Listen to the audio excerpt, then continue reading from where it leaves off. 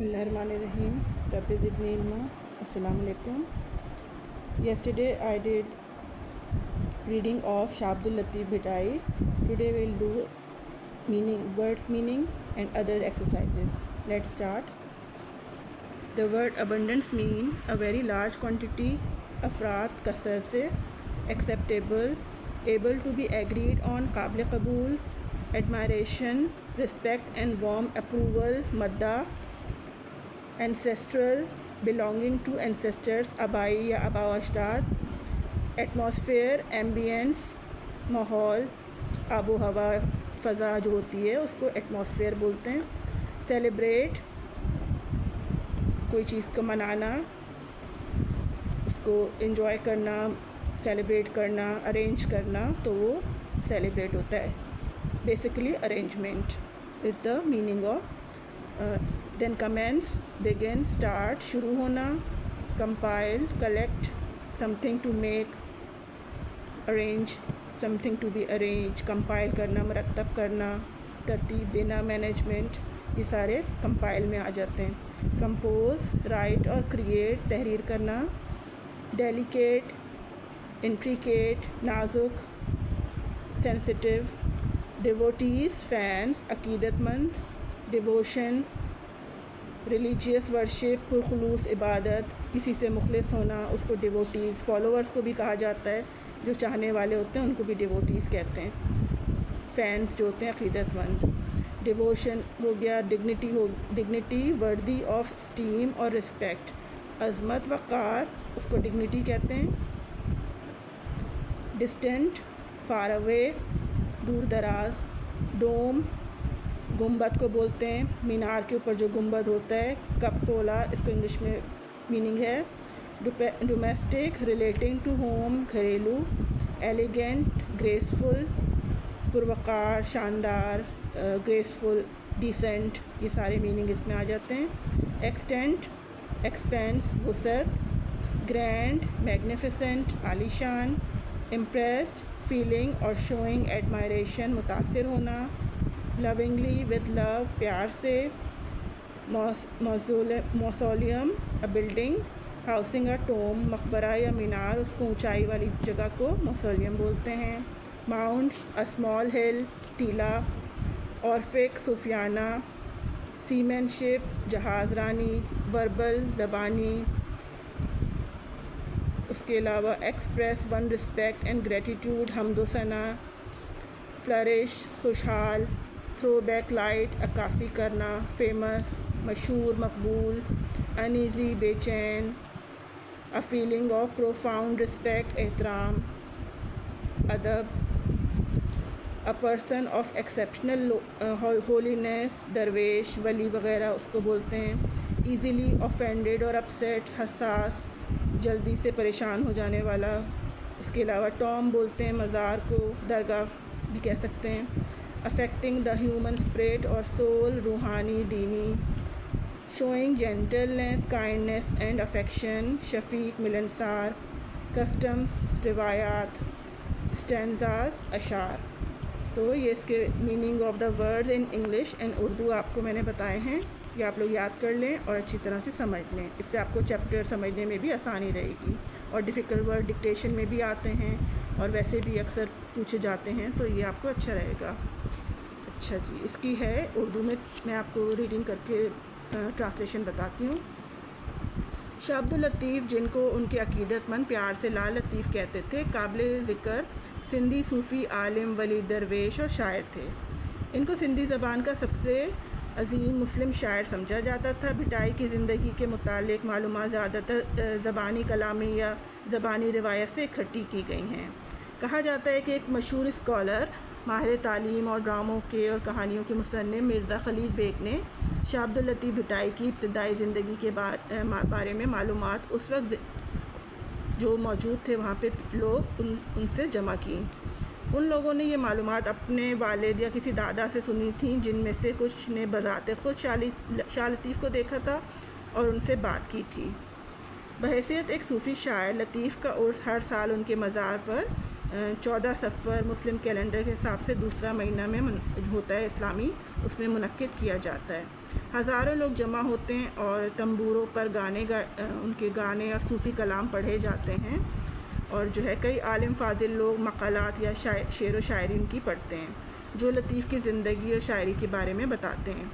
لال لطیف کے بارے میں مختلف اسکالروں نے کچھ اہم پہلوؤں پر روشنی ڈالی ہے، جیسے کہ شاہ عبداللطیف کی آبائی جڑیں افغانستان میں تھیں۔ کچھ تاریخ دان کہتے ہیں کہ شاہ لطیف کے والد سید حبیب شاہ نے ایک مقامی صوفی شیخ بلاول سے روحانی فیض حاصل کرنے کے لیے افغانستان میں اپنے آبائی وطن مٹیاروں سے رینگ پور سندھ ہجرت کی تھی۔ کچھ لوگ کہتے ہیں کہ آپ کے آباء و اجداد نے ہرات سے سندھ میں ہجرت کی تھی۔ تو یہ کوئی کنفرمیشن نہیں ہے، سنی سنائی جو بھی لوگوں کی باتیں تھیں وہ سب لکھ لی گئی تھیں اور پھر اس کا ایک مجموعہ مکمل چیپٹر کے طور پہ انہوں نے پیش کیا۔ سندھ اس وقت مسلم ثقافت کا مرکز تھا اور شاہ عبداللطیف کے آباء و اجداد کو یہ اتنا پسند آیا کہ انہوں نے اپنا وطن بنانے کا اس کو فیصلہ کر لیا۔ 1742 یعنی کہ 1742 عیسوی میں اپنا گھر چھوڑ دیا اور اپنے گاؤں سے کچھ اور ایک ٹیلے پر رہنے لگے۔ سندھی میں ریت کی ٹیلے کو بھٹ کہا جاتا ہے۔ اس حقیقت کے پیش نظر انہوں نے اپنی باقی عمر اسی ٹیلے پر گزاری۔ شاہ لطیف بھٹکا درویش کے نام سے پہچانے جانے لگے۔ اس دن تک وہ پورے ملک میں شاہ بٹائی یا شاہ لطیف ٹیلے والے کے نام سے مشہور ہیں۔ اچھا، شاہ عبداللطیف بٹائی 8979 عیسوی 14 صفر 1102 ہجری میں ایک چھوٹے سے گاؤں حالہ حویلی میں پیدا ہوئے جو بھٹشا کے موجودہ شہر سے مشرق میں کچھ میل دور ہے۔ لطیف کی پرورش سندھی ثقافت کے شہری دور میں ہوئی۔ ان کے پہلے استاد اخوند نور محمد بھٹی تھے، لیکن زیادہ تر انہوں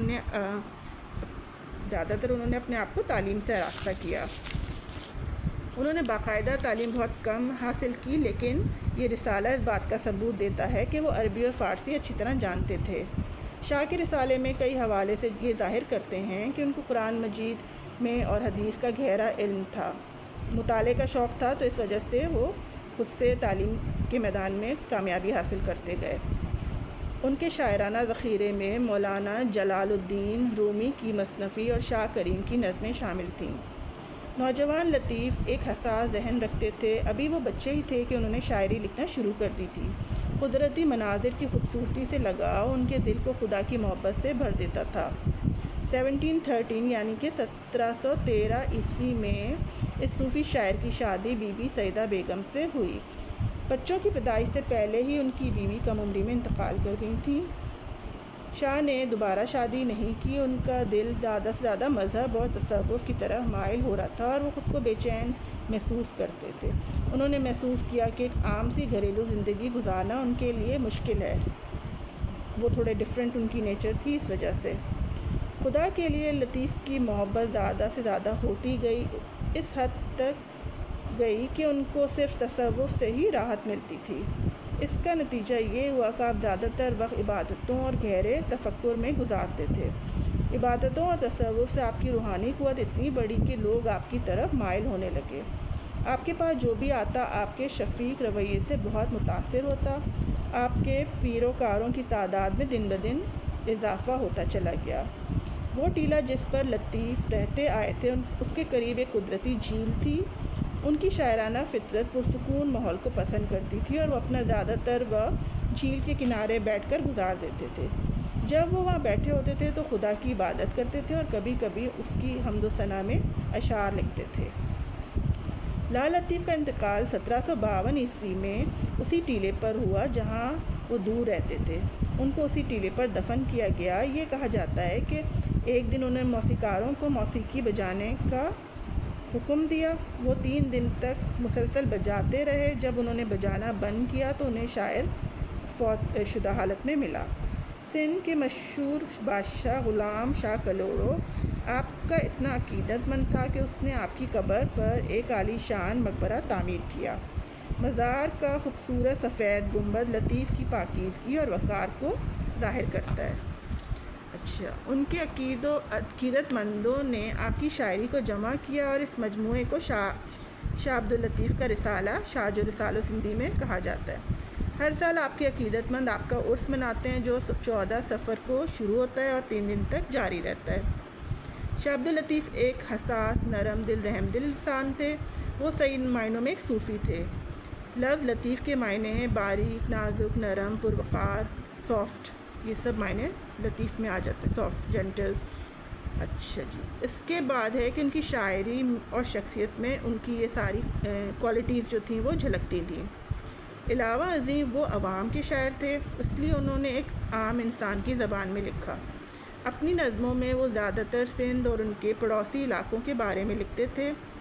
اس کے بعد انہوں نے دور دراز شہروں جیسے استنبول اور سمرقند کا بھی ذکر کیا ہے، اور وہ سندھی ملاحوں، سمنڈی ان کی جہاز رانی کی ٹیکنیک اور مالابار کے ساحل یعنی سری لنکا اور جاوا کے جزائر تک کی سفر کی بات بھی ان کی شاعری میں شامل ہے۔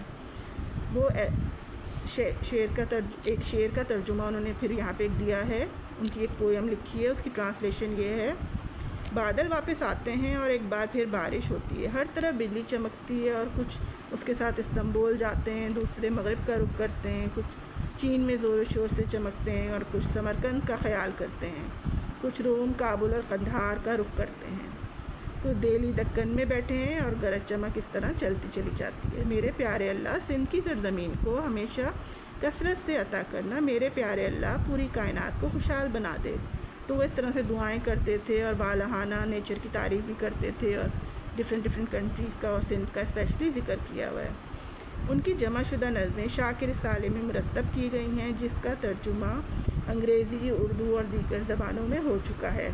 ان کی روحانی اور درویشانہ شاعری محبت کا پیغام لیے ہوئے ہے، جو اسے عالمگیر اور پوری انسانی نسل کے لیے قابل قبول بناتی ہے۔ شاہ عبداللطیف بھٹائی کو ان کے عظیم شاعر کے باعث پیار و احترام سے یاد کیا جاتا ہے، بلکہ ہمیشہ یاد کیا جائے گا۔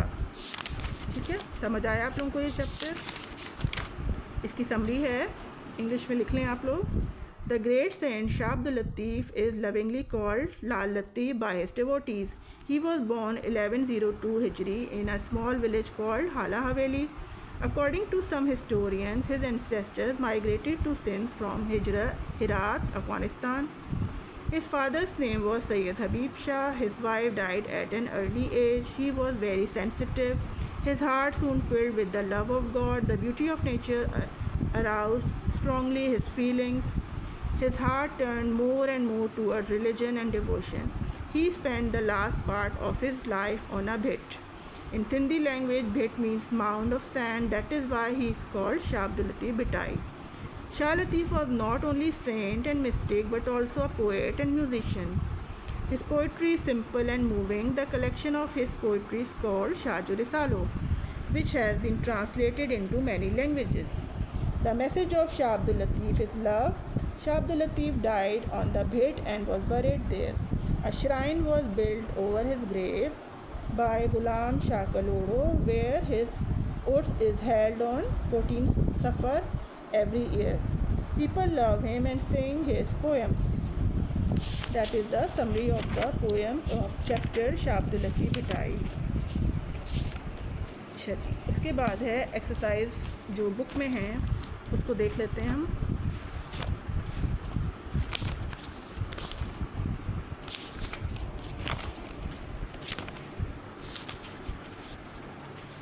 Okay. Exercise number 1. How many aspects of Shah Abdul Latif life has been covered in the text? تو آپ آنسر لکھیں گے there are 7 aspects of Shah Abdul Latif have been covered in the text. اچھا، list all these aspects in your notebook as shown below. The first aspect is about his background and family. The second aspect، تو جتنے بھی یہ aspects ہیں وہ آپ جو ہے ان کے نام مینشن کرتے جائیں گے۔ نمبر 1 پہ back ground and family aspect ہے، سیکنڈ ہے دا نیم بھٹائی، نمبر 3 ہے early life and education, number 4 is youth, number 5 is spiritual growth, number 6 ہے ڈیتھ اینڈ ریممبرنس، نمبر 7 ہے شاہ لطیف پوئٹری۔ تو یہ اس کا آنسر ہو جائے گا، بی والے کا، ایکسرسائز 1 کا بی کا یہ آنسر ہو جائے گا۔ اچھا، اس کے بعد ہے ایکسرسائز 2۔ اس میں آپ کو فل ان دی بلینکس دی ہوئی ہیں، اور جو ہے 3 آپشنس ہیں، اس میں سے چوائس کرنی ہے، ورڈ آپ کو چوز کر کے صحیح والا لکھنا ہے۔ Those who have an abundance of wealth have a lot of wealth, یہ اس کا صحیح آنسر ہے بی والا۔ My family's ancestral roots are in Sindh. Many my parents, grandparents and great grandparents have lived in Sindh. तो इसका many generations answer है सी वाला. अच्छा 3 का है the new academic year commences in our school in April. begins commences मतलब begins वाला answer C वाला है, इसका आप टिक मार्क कर दें, ये करेक्ट इसका आंसर है. The devotees of some saints walk to shrine barefoot. तो devotees उनके कौन थे, followers थे, तो नंबर बी वाला इसका आंसर होगा. 5 है many people go to a mistake to ask for the fulfillment of their wishes.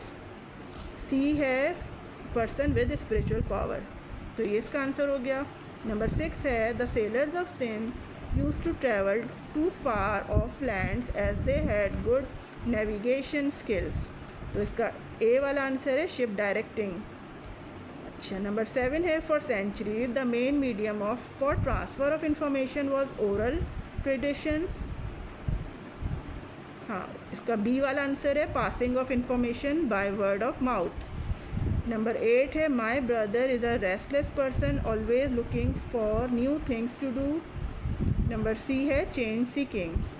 Number 9 है इसमें truly great person deserve reverence as they play a positive role in our lives. तो ये इसका answer है number C. reverence mean respect and admiration. 10 है Islam's message of peace is universal as without it there can be no happiness. तो इसका answer है B applicable to all the people in the world. अच्छा उसके बाद आ जाती है exercise number 3, fill in the blanks हैं ये. The dash of Shah Abdul Latif भुट्टाई celebrate his Urs every year. तो कौन डिवोटीज़ उनके जो थे वो मनाते थे, सेलिब्रेट करते थे, ये इसका आंसर है devotees. Number 2 my mother and I decided to go to a dash to ask him to pray for my father's health. तो इसमें मिस्टेक आएगा दरवेश कि आप किसी से मशवरा ले रहे हैं या किसी को बता रहे हैं अपनी परेशानी के बारे में, तो मिस्टेक हो गया वो. It is a dash fact that know living thing can survive without oxygen. Universal fact भी कह सकते हैं इसको. नंबर 4 है much of what we know about our culture has been passed on to us through oral tradition. का answer है number 5 we may have different dash ancestral roots but we are all the offspring of Adam. ancestral roots यानी कि जड़ें आबा अजदाद वाली बात है, ये इसमें डैश में आ जाएगा ancestral roots. Number 6 fasting dash on the first day of Ramadan. Commence mean begin, तो फास्टिंग बिगिनस होती है फर्स्ट डे ऑफ रमज़ान से. अच्छा नंबर 7 है Pakistan has everything in dash but we need strong policies to make good use of everything that we have. इसका answer है abundance, के पाकिस्तान के पास अल्लाह का शुक्र है अबंडेंस में हर चीज़ मौजूद है. Nelson Mandela von his peoples dash for his long struggle. इसमें आएगा रेवरेंस. रेवरेंस आंसर है इसका for the rights of people in south Asia. Number 9 the art of dash requires hard work and one needs to practice a lot to right beautifully. तो इसमें answer है इसका the art of resilience.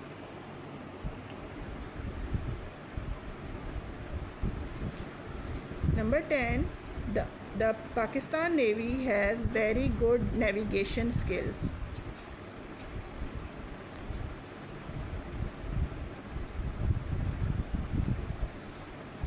The art of calligraphy भी आ सकता है इसमें. The art of calligraphy requires hard work and no one need to practice a lot to right beautifully. इसका मैं आंसर आपको सही वाला कल बताऊंगी, थोड़ा सा डाउट है इस आंसर में, तो आप 10 वाले का भी लिख लें. The Pakistan navy has very good navigation skills. तो ये कंफर्म है. ठीक है, आज हम लोग इतनी एक्सरसाइजेस करेंगे क्लास 9th का ये चैप्टर की, बाकी नेक्स्ट इंशाल्लाह कल करेंगे एक्सरसाइज 4 से. अल्लाह हाफिज़.